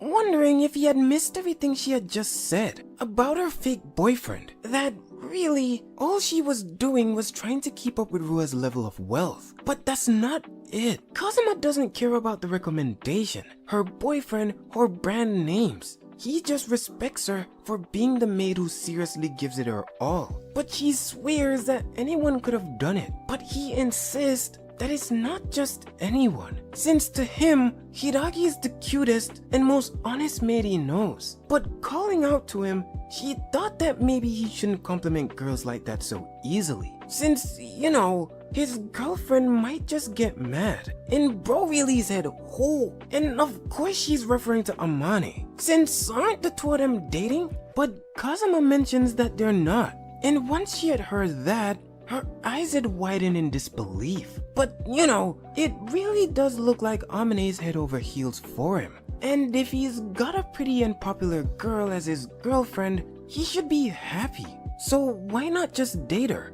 It's as he took a moment that he mentions how he really thought about things like that. And he wouldn't want to just like a girl just so that he could show her off to other people. And his response had completely shocked her, that she had started blushing instantly, mentioning that he had said something cool again. Why you glazing my guy, man? Stop! And so it was established that they actually weren't dating, which meant that this might actually be the perfect time to shoot her shot, asking if maybe, you know, someone like her. But the door behind him had suddenly swung open, as Rua calls out to her dear Kazuma while extending a greeting to the little stray kitten Hiragi, and it seems she had brought company with her. It's when they both turned and noticed her that Rua mentioned losing contact with the old geezer servant of hers, as well as how the signals from the listening devices had gone silent. Well, you know, as to be expected of her Kazuma, asking if he finally understood it now, that she is absolutely trying her best just for Kazuma's sake. Meanwhile, Kazuma still don't know what the hell she's even talking about, leading Rua to draw their attention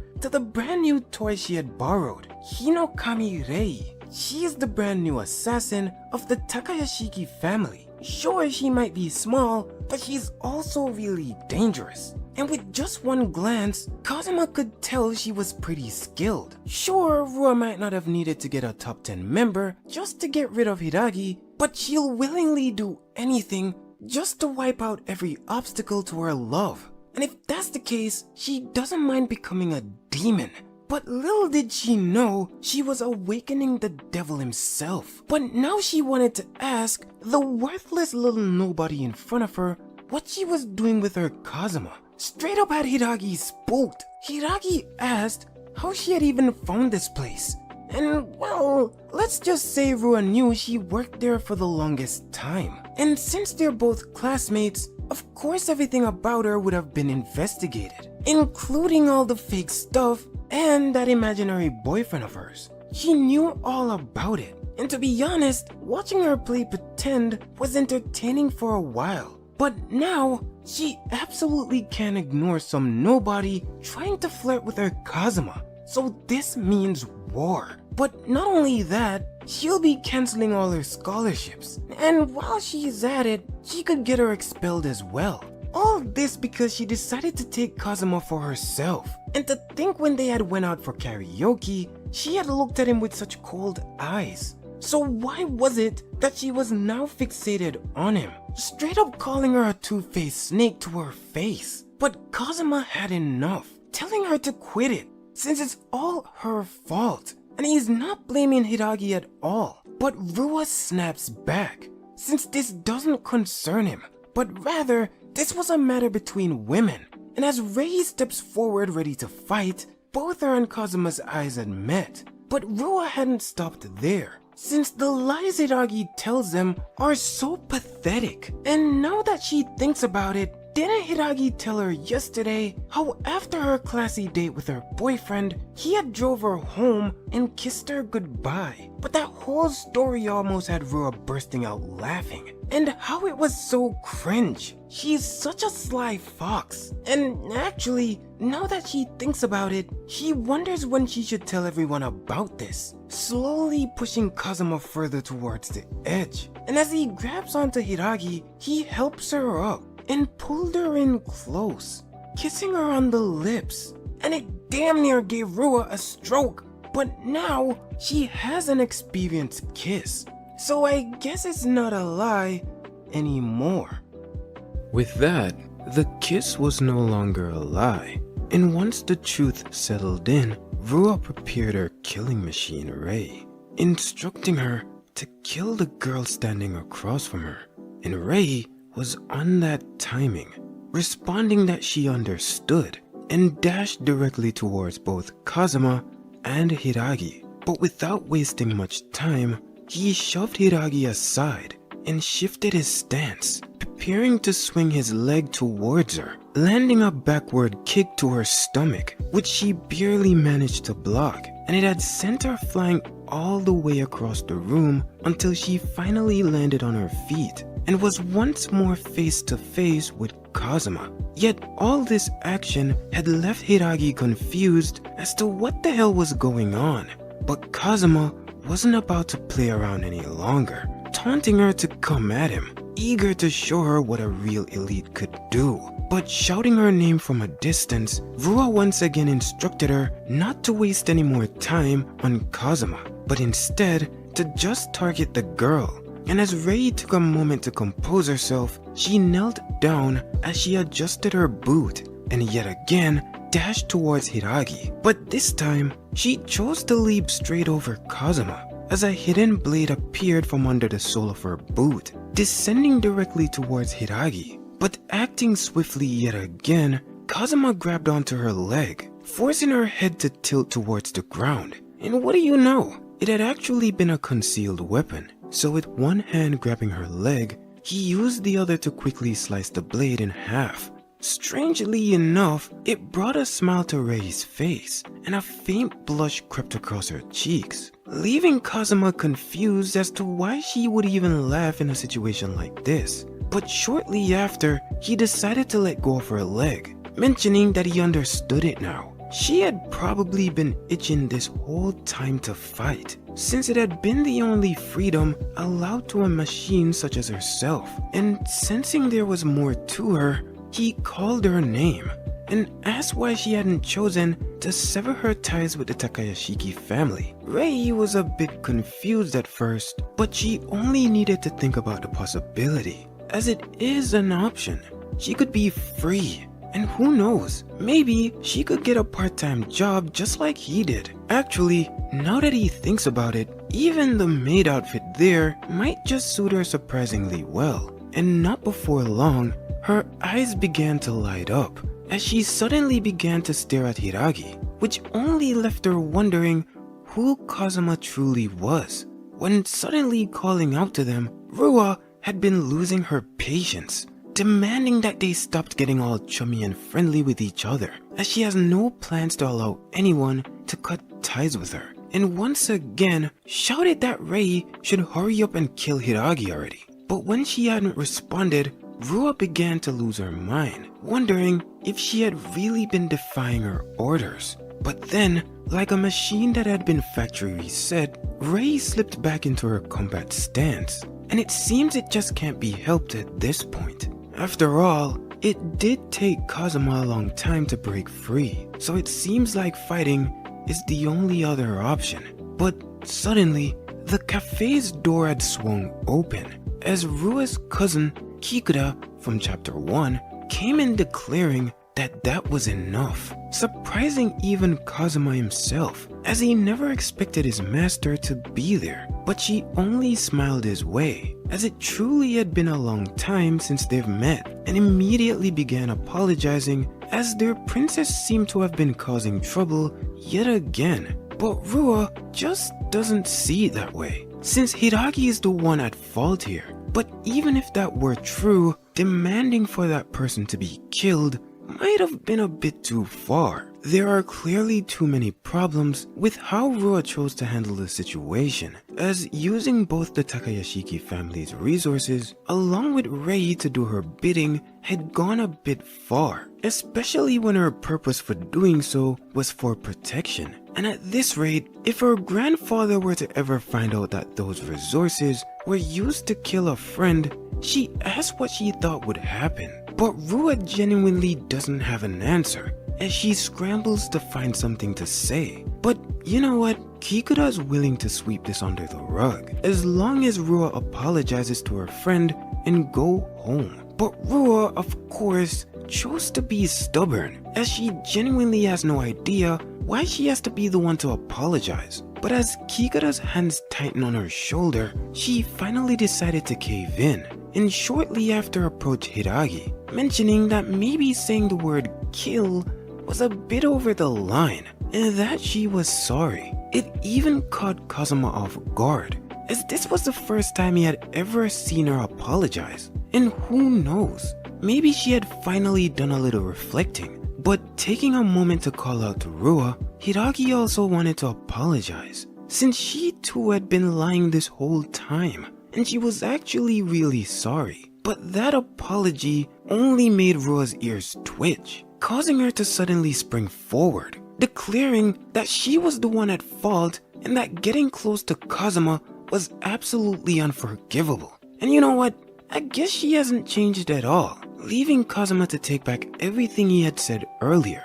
But not long after, they made their decision to leave. But before they did, Kikuta wanted to ask him a final question, since she had been wondering if Kazuma had any plans to return to the Takayashiki family. And the question had caught him off guard, but he soon after made it clear that he didn't, and apologized for not saying goodbye to his dear master before he did. And even though she understood where he was coming from, she wanted to let him know that Rua's grandfather doesn't have plans to give up on him just yet, as he's determined to make him Rua's husband. And since he's the most powerful man in Tokyo, it's going to be tough going forward. But Kazuma honestly doesn't mind, as he had considered all that before severing his ties. But his goal is still to live as normal of a life as he possibly can. And it had brought a smile to Kikuta's face, as she couldn't help but laugh. She had no idea that had been his goal. But to be honest, she somehow always knew that it would come to this,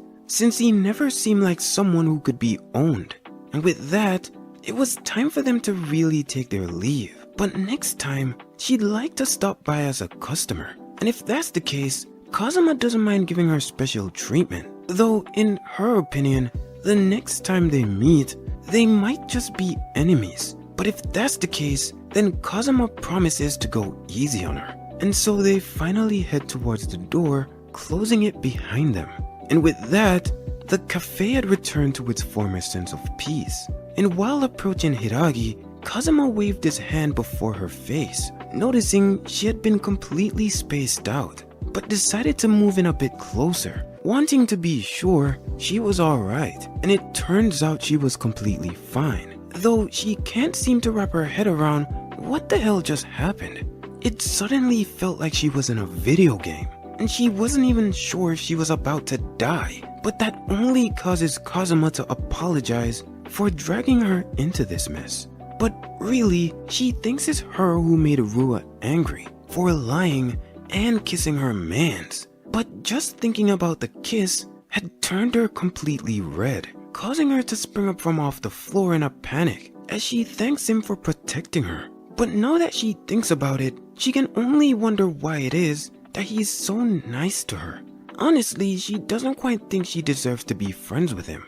And as Kazuma gently looked back at her, he asked if they needed some special qualifications to be friends. And since he never had friends before, he doesn't actually know what's normal. But what he does know is that he respects her and wonders if that isn't enough of a reason to be friends. But the whole thing still doesn't sit with Hiragi. Instead, she requested that she at least do something to make it up to him. And if that's the case, he had a favor he wanted to ask. And well, it was simply that he wanted someone to go shopping with him for clothes.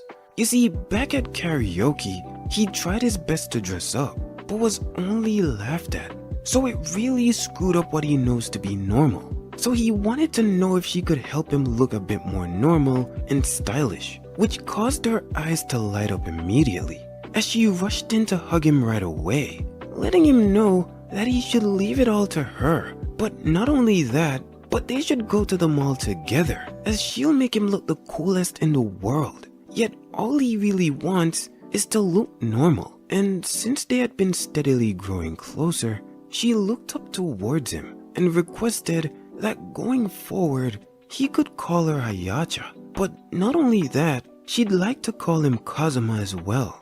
But he actually didn't have a problem at all, as he shortly after followed up by calling her Hayacha. And since she had made it this far, she figured she should also ask him about the kiss earlier, which prompted Kazuma to apologize, as he never meant to do it without asking.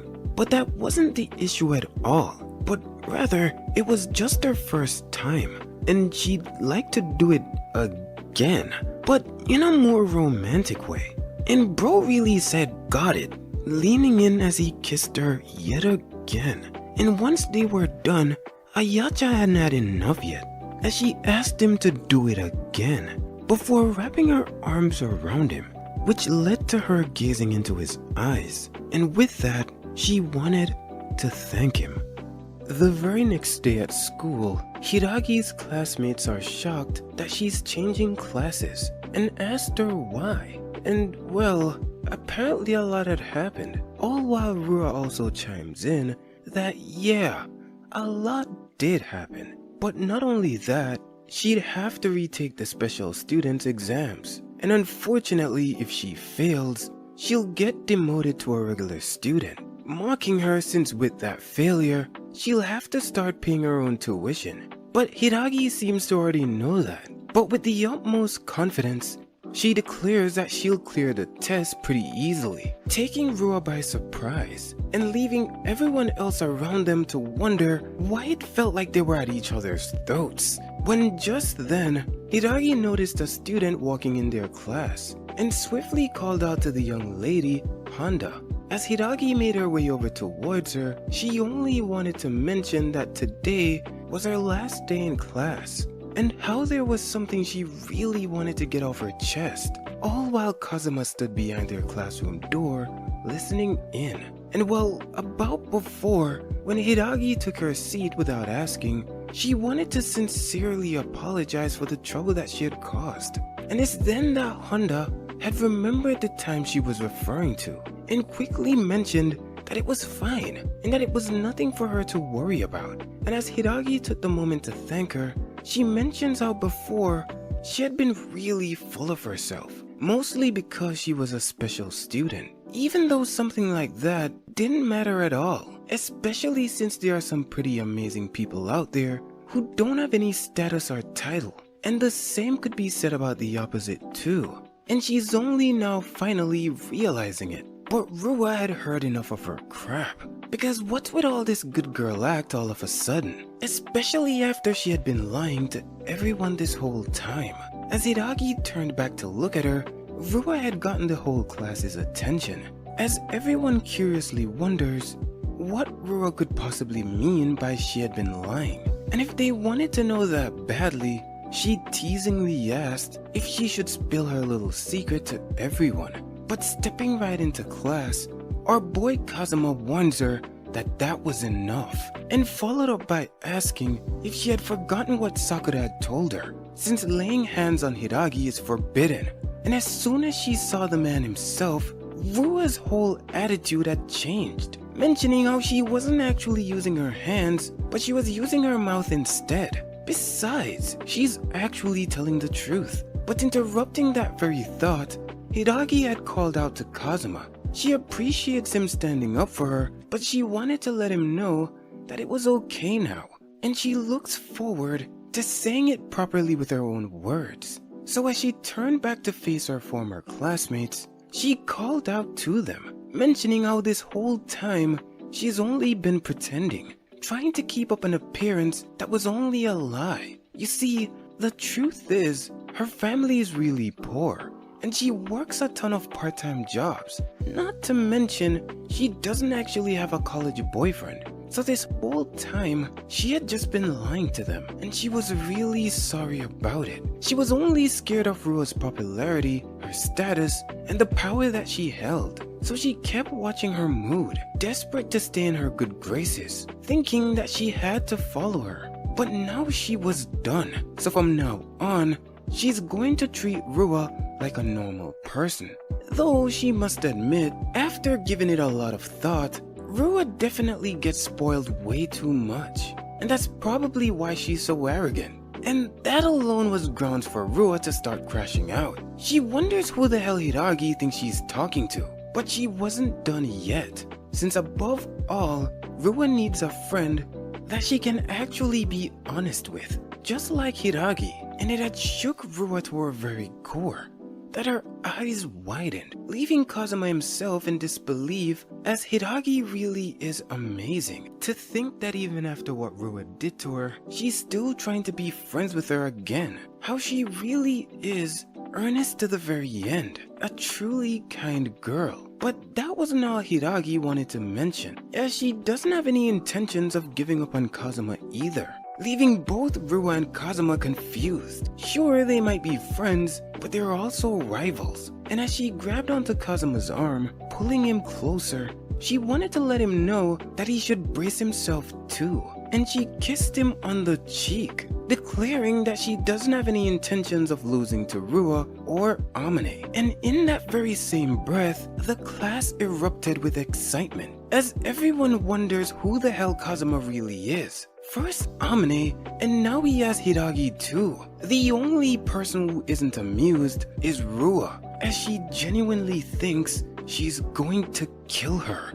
But that very same night, Sakura wanted to mention again that killing was not allowed. Sure, she decided to keep quiet due to last chapter's incident, but if there truly is a next time, she'll have no other choice but to report it. She is not allowed to use Rei anymore either. And as Rua struggles to get her words out, she suddenly bursts from the frustration. Because if she's not by Kazuma's side, weird girls will only come and swarm him. Not to mention he got kissed on the cheek today. To be honest, if that's the case, then why don't she just kiss him too? But just the thought of making the first move, it's unheard of in her opinion. Though if Kazuma did mention that he couldn't help it and he really wanted to kiss her, then maybe she'd consider it. And if that's the case, Sakura thinks that she should change her approach. Instead of constantly pushing other people down, she should try doing things Kazuma would actually like. And then maybe he won't even look at anyone else. And as Rua froze for a moment, she couldn't help but think about the things he liked. And as Sakura called out to her once more, due to the deafening silence, Rua suddenly shouted that that was it. She finally gets it now, and not before long, cheerfully made her way out the room as she mentions going to talk to her grandpa, leaving Sakura to wonder if she's going to be okay. Entering into the student council's room, a young beauty wishes everyone a good morning, and standing to their feet, their members wishes their president Kocho a good morning as well. It's as she sat by her desk, she shortly after calls out to Hayashi, asking her a question regarding the budget proposal. You see, somehow the broadcasting club had also recorded the equipment expenses twice, and requested of her to please ask them to resubmit it. But that wasn't the only problem that they had, since they had missed the deadline for the public relation magazine. but once again, Kocho handled it with class. And before they knew it, another member had requested that he go make them some tea. But before that, she wanted to request that he deliver a document to the vice principal. And of course, as expected, the student council's president, Suzuka Kocho's work is flawless as always. Standing outside her office are all the members of her fan club, because apparently she not only manages the student council, but she also runs her own company as well. Plus, she's always ranked first ever since the entrance exam. Not to mention she's a real beauty, truly the perfect fusion of brain and looks. But what they really wanted to know is if she had a boyfriend. But there's absolutely no way there'd be a guy who's good enough for her. And she's known for waiting until marriage. And to be honest, with a face like that and a chest as big as hers, she has an unfair advantage. And if they're keeping it a buck, they'd definitely choose her over Rua any day. But speaking of the little devil, she called out to them from behind. One glance was all it took to nearly rip their souls from their bodies. But simply put, Rua needed them to move since they were blocking the way. She has business in the student council room, and as they frantically apologized and leaped out her way, she made her entry into the office as she asked if the student council president was there. But upon first glance, Kocho can't help but think how unusual it was to see Rua, as she mentions that it's really been a while. But getting straight to business, she mentions how she just created a new school rule, along with the fact that she had received approval from the foundation's chairman. And so all that was needed was for her to handle the administrative procedure.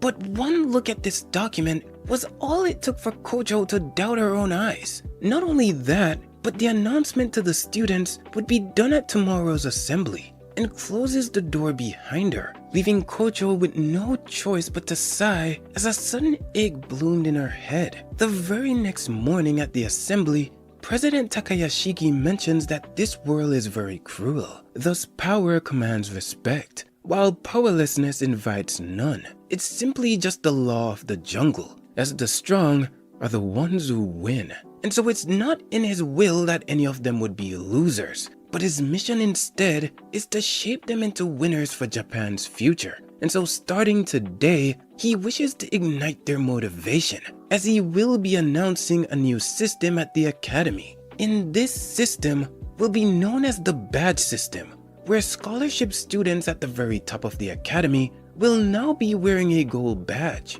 and the other general students will only be wearing a silver one. This news had brought a genuine shock to Kazuma's face, while on the other hand, the other students seemed genuinely curious, and so inviting a member of the student council onto the stage, he thought it would be best for them to explain further, introducing Rua Takayashiki. And so just as the foundation chairman said earlier, starting now, the scholarship students will be wearing a very special gold badge, and while on school grounds, they're obligated to wear this said badge. It's with this new system, her goal is for them to truly understand the pride and responsibility of being a scholarship student, believing that it will push them even further towards working harder. And for the general student, it should be a reminder that they should strive for excellence. So whether it's academic or extracurricular activities, she hopes for them all to do their best. And it's in that moment that each and every student had felt fired up,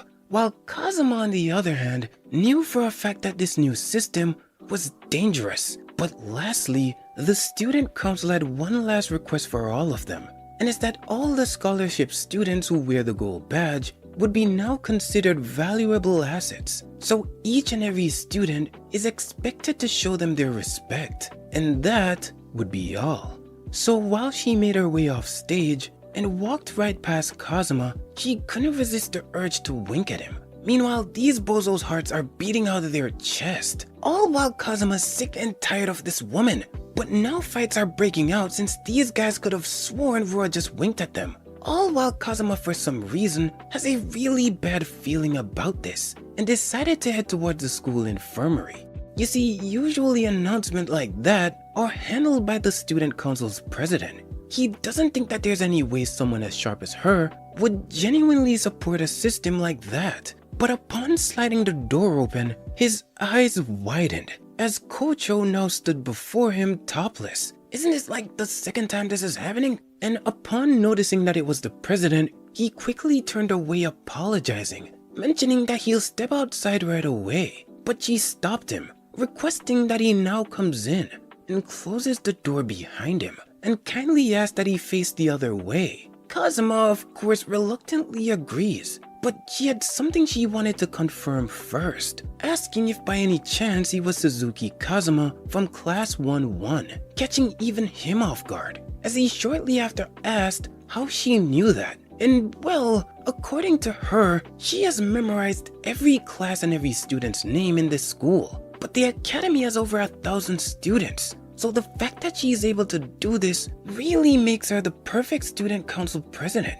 Once she was all done, she requested that he turns around, and without wasting any time, Kazuma went right ahead and apologized yet again. But the president genuinely thinks that he is not the one at fault here, since she had been the one who started changing her clothes without locking the door. But actually, now that she thinks about it, an apology just won't do, and she simply cannot allow him to leave, as being seen in only her underwear by a man before marriage could be considered the greatest failure of her life. So going forward, she'd need Kazuma to choose. Either he gets expelled from this school or gets engaged to her. And needless to say, he had no idea what the hell was going on, as he wondered to himself what President Kocho could even be talking about. But you see, if he were to be expelled from school right now, that would be serious trouble. And so if that's the case, it seems it would be an engagement after all. And so going forward, she kindly requested that Kazuma please take care of her starting now.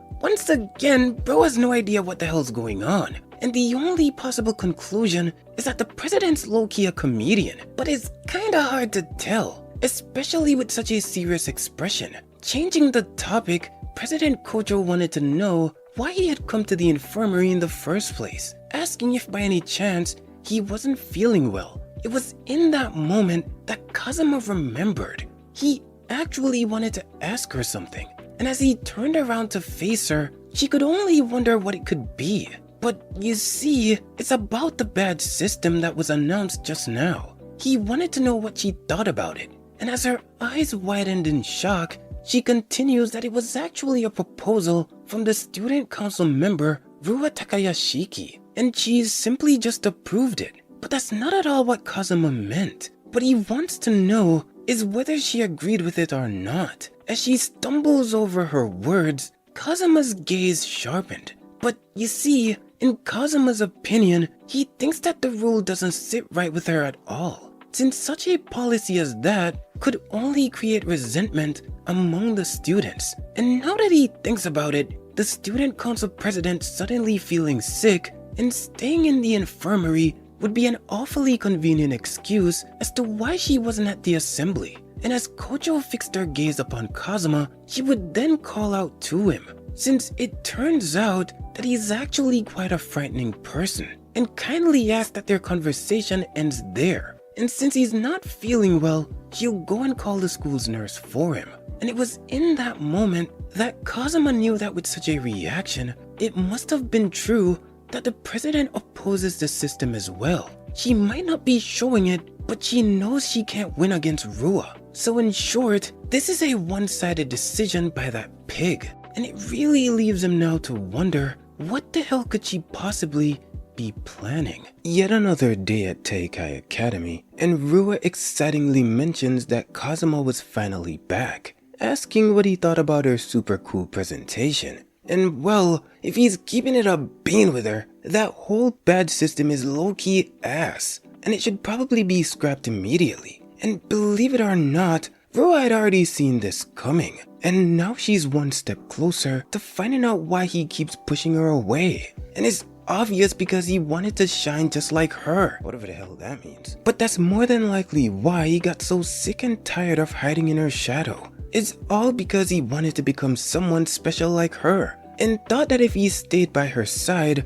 her brilliance would only bury his own, before turning towards him to ask if she had gotten it correct. But Once again, Bro is as lost as a thought mid-sentence. Yet Rua continues by apologizing, as she couldn't believe it took her this long to notice, even though they were childhood friends. And so she talked it over with both his master and her grandpa, and that's why she created the new badge system. And while digging further into her pocket, she pulled out his very own gold badge, as now he too can join the upper ranks. But he had only looked down at her with complete disgust, as he knocked the badge right out of her hand, having it fall right to the ground.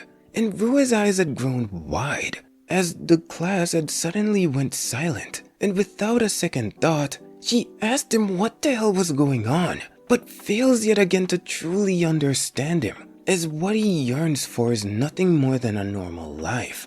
So a badge that allows him to join the upper ranks is completely worthless, as he simply doesn't want that crap. Once more, his words left her shaken, but she had yet to understand what he meant.